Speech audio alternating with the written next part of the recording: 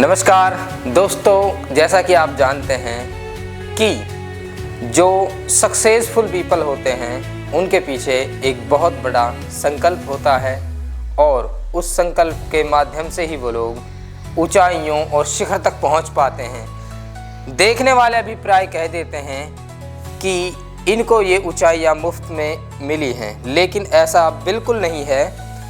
अभिप्राय हम देखते हैं कि जो सफल हुए लोग हैं अपने जीवन में, उनका अपने जीवन में अत्यंत और बहुत ज़्यादा परिश्रम होता है। परिश्रम के बिना व्यक्ति सफलता प्राप्त नहीं कर सकता।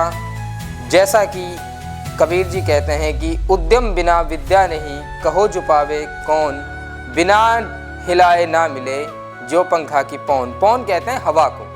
कबीर दास जी ब्रिज भाषा में कहते हैं कि जिस प्रकार मनुष्य मेहनत के बिना कुछ भी प्राप्त नहीं कर सकता, जैसे उदाहरण उन्होंने दिया है कि जो पंखा होता है उसको हिलाए बगैर हवा प्राप्त नहीं हो सकती, उसी प्रकार उद्यम बिना विद्या नहीं, यानी कि मेहनत के बिना विद्या को प्राप्त नहीं किया जा सकता और मेहनत के बिना सफलता को प्राप्त नहीं किया जा सकता।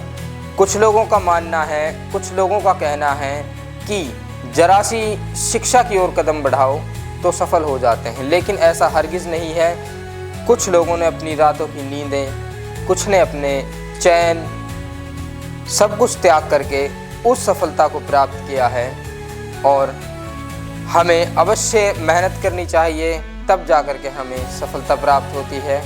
और जो भी हमारे जैसे गुरु द्रोणाचार्य हैं, प्रेमानंद जी हैं, विवेकानंद जी हैं, उन्होंने अपना जीवन लोगों की भलाई में त्याग दिया और उन्होंने कुछ ऐसे सूत्र भी हमें दिए हैं कि हमें निरंतर प्रयास, निरंतर अभ्यास करना चाहिए और हमेशा सफलता प्राप्त करने के लिए कड़ी से कड़ी मेहनत करनी चाहिए।